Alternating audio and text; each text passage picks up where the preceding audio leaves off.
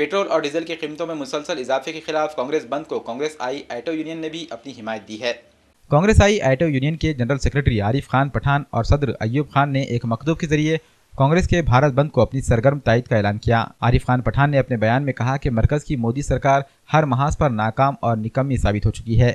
अवाम से KIA हुआ एक भी वायदा वफा करने में बीजेपी कामयाब न हो सकी।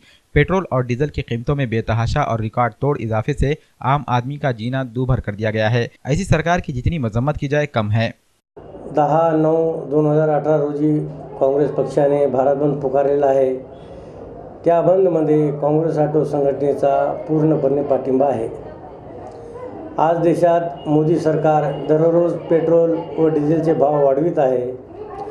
असा ठसकेन पंतप्रधान देशात पहिला पाहायला मिळाला, जो लोकांना 15 लाखाचे खोटे आश्वासन देऊन पंतप्रधानपदी विराजमान झाला।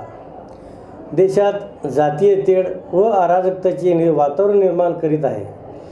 गोहत्येवरून मुस्लिम समाजाला टार्गेट करणे व मोदी विरोधात अथवा सरकार विरोधात बोलल्यास त्यांची हत्या करणे, तसेच सुप्रीम कोर्टावर CBIवर दबाव टाकून हिंदू आतंकवाद्यांना सोडविणे, जम्मू काश्मीरचे भोंगळे भिजवत ठेवणे, कधी तलाक मुद्दा तर कधी ॲट्रॉसिटीचा मुद्दा समोर आणून राफेल विमानाचा घोटाळा दाबला।